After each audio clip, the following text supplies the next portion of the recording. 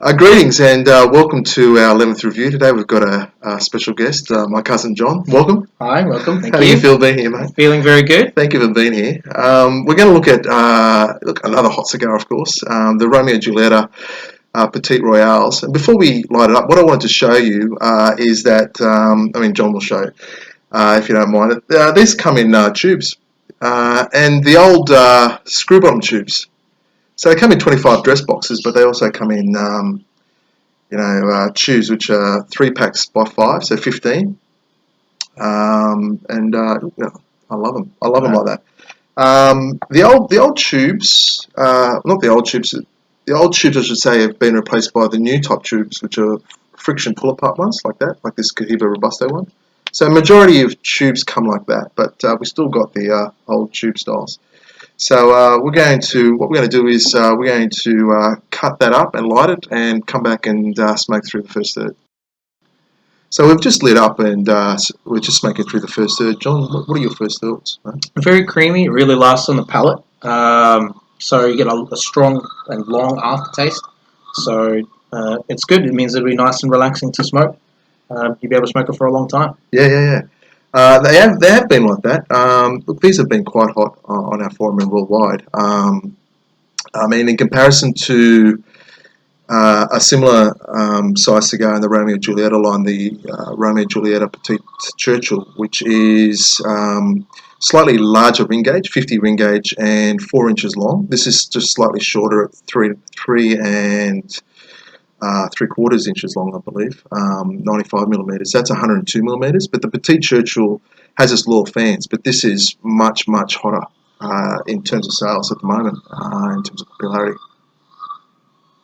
than that cigar. And that cigar replaced a cigar that a lot of you watching this video wouldn't be aware of, the Romeo Julieta Petit Princess. It was called the Petit Prince. It's a perler size, like a Siglo 1 or a Monte Cristo 5. So it was a small cigar, and that got deleted in 2012. And what's significant about that is those sort of sizes, the band also say never delete.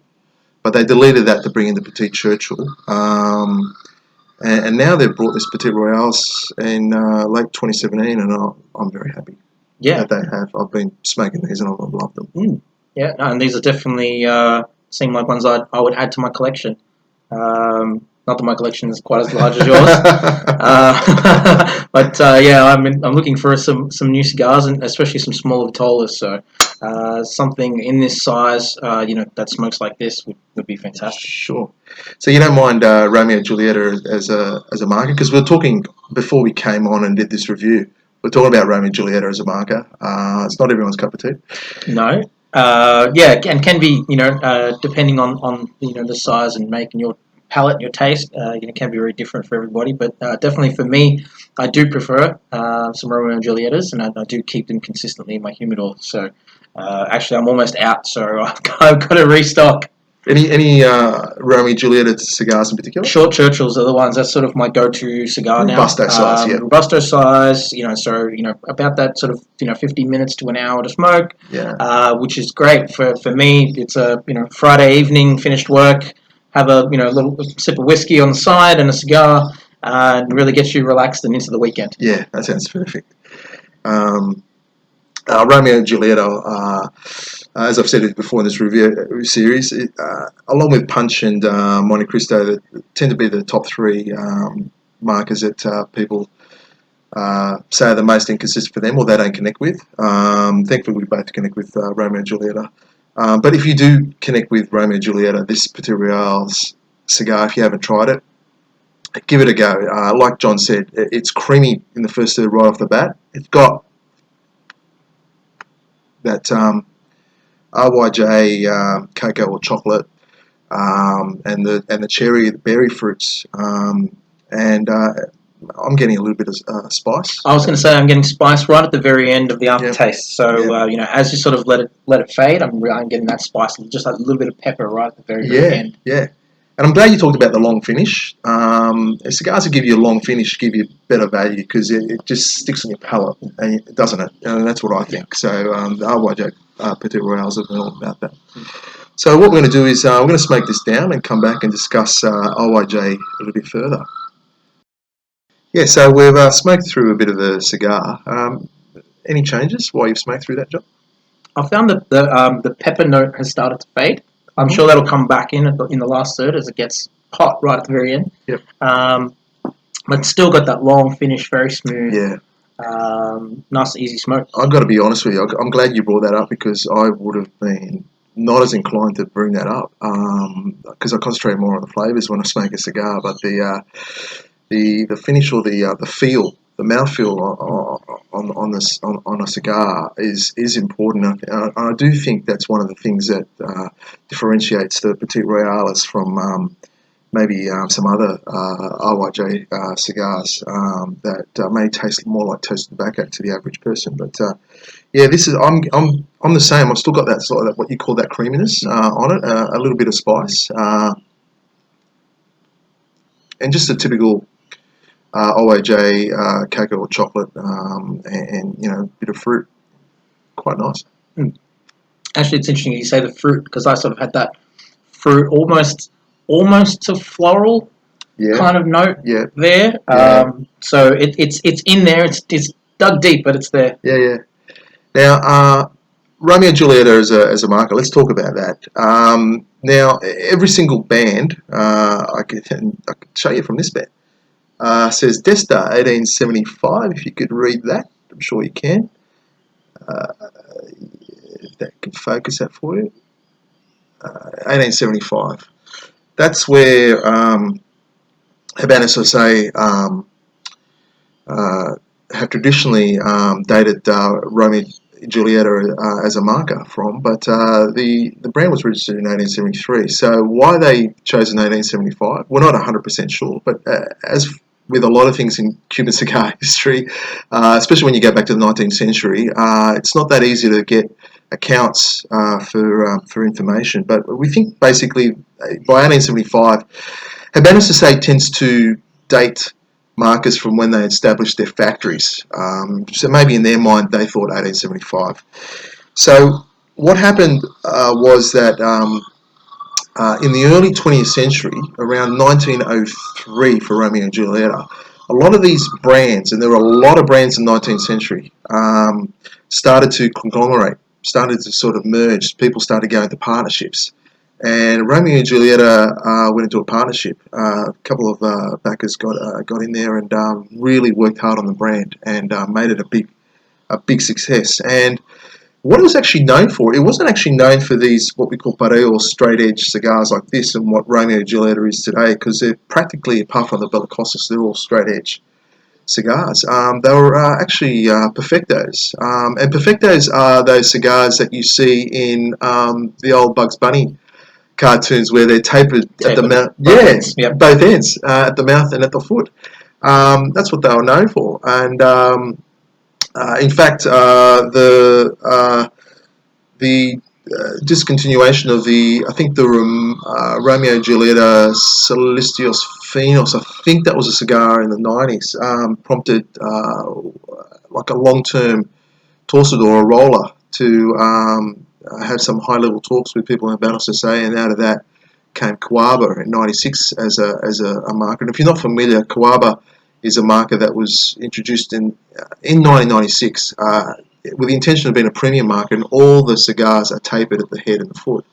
But not many cigars in current regular production are perfectos. But that's just some interesting information. The other thing I wanted to discuss was the man who made this brand famous, Winston Churchill. Um, Now, we all know if you think of Romeo and Julieta, John, what do you think of? Yeah, I do think the Churchills. Aside from my personal experience, as Romeo and Julieta was the first cigar I ever smoked, and a Romeo and Julieta too. Yeah. But definitely Churchill. That name immediately pops to the mind. Well, it's interesting you mentioned the Romeo 2, I should say. That was one of the first cigars I smoked, and they're probably one of the biggest sellers around the world. Well, in Australia, definitely, in Western-speaking countries. They're the cigars that you find at service stations. They're in tubes. They're lower premium cigars, lower quality cigars, and John, you've moved on from that. I've definitely moved on from that. That's for me. It's coming up on 5 years smoking cigars now, and I can honestly say it's been almost 5 years since I bought one. That's it. So yeah, it was the initial batch, and then it was like, okay, what else is out there? And finding out that there was a lot more out there and far higher quality. Yes, yes. So, when you think of Romeo and Julieta as a market, you think of Romeo and Julieta Churchill for sure, and the man himself is often linked with smoking the cigar. But what's interesting in my research is we're not actually we don't actually think that he actually did smoke Romeo and Julieta Churchills. What actually happened was that Romeo and Julieta as a market from 1903 until about the 50s, it got that big as a marker that the Knight brothers were the firm that were responsible for distributing Romeo and Julieta as a brand in Britain, and they asked the Churchill family for permission to use his name because they knew that he loved those bigger cigar sizes, the longer cigar sizes, and that was atypical, not standard. Most cigars were smaller in ring gauge, smaller in size, and to market, I guess the bigger, the longer cigar, which is the Churchill, which is I think it's about 7 inches long, 178 millimeters long, and 47 ring gauge. At that time, that was a big cigar. Basically, I asked his permission to put his name onto the cigar, and a fellow called I think his name was Edward Kaplan. He had basically gifted Churchill a brand that was big before but no longer around, La Corona Churchills, and I know Churchill did smoke those cigars, and those cigars had his name Churchill on them as a band, Right. which companies did back then. They Yes. would personalise bands with names on them, and what they did was they took a cigar called the Clemenceau, named after the French president Georges Clemenceau in 1914. That was a Churchill size, and they put the Churchill band on the Clemenceaus, and that's how we got the OIJ Churchills. Yeah, Learn something new every day. yeah. And OIJ was a big marker as the global brands, all of them, a lot of Atolas. Maybe not so much Monte Cristo, and Cohiba, but definitely H. Upmann, Romeo and Julieta, Partagas, definitely were. And today, we most of those global brands have around. Hoya de Monterrey has the least at 14 sticks in regular production, but Romeo and Julieta has 26. But once upon a time, they had much more Vitolas per marker. Great. I'm just come to the halfway point, and I'm still getting that beautiful creamy finish on it. Like mine needs a touch up. We'll do that. We'll pause the review there, and we'll come back and discuss the end of the cigar. All right, so I've come to about halfway, and John's just coming up to halfway, so I'm really enjoying it. What changes have you had now? Definitely an increase in strength. Probably a medium early on, coming up to sort of medium, just medium strong. At this point in the cigar, I'm getting a lot more of the cocoa, some dark chocolate. We'll just say that sort of those floral, sort of fruity notes have kind of faded away. Yep. But very strong cocoa. This is almost like you've put cocoa just straight with some hot water and you're drinking it. Just like that. That's how it's coming across right now. Not overly spicy or spicy still? I'm not really getting the spice as much. Yeah. It might just be as I've gotten more used to it, that's gone away. But that cocoa flavor is definitely there. So if you're a fan of cocoa, that cocoa flavor taste through your cigars, then this is definitely one for you. Well, so one thing, we can agree on, and I'm the same.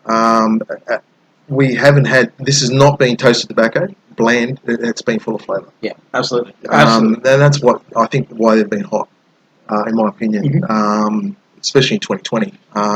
And why look, I've enjoyed them so much. This is only a January 2020 boxing, so it's coming on 12 months. So for its age, are you still getting the finish on it? The long finish? It's still there. It still coats the palate. Still getting the creaminess, the strong, thick smoke. The length of the finish is not as long as it was at the initial stages, and I think that peppery note, that flowery note, was very much at the end of the finish. Yes. And that's probably why we're not getting it as much now. Mm-hmm. As we're smoking through, the cocoa has just really, pushed that aside. The finish is still long; it's still there. I mean, leave for a couple of minutes, I'll still be tasting the cigar. In terms of strength, mild, medium, full? Probably the medium. Yeah. Medium, Yeah, maybe slightly towards the medium full side. full, Medium full at the very, at the most. It's not a strong cigar. It's not a super. It's gonna. No, it's not going to knock. Worry It's not going to knock you over. I mean, we're coming up to just past midday now, at the time of taping, and we haven't sat down and had a bite to eat beforehand or anything like that. Yep. And it's fine. Yeah, I agree. It's fine. It's fine. Well, thanks, John, for joining me in this review. Pleasure. I hope you've enjoyed this review, and again, thank you for your time. We look forward to coming back in this series. Until then, happy smoking. Bye for now. Bye.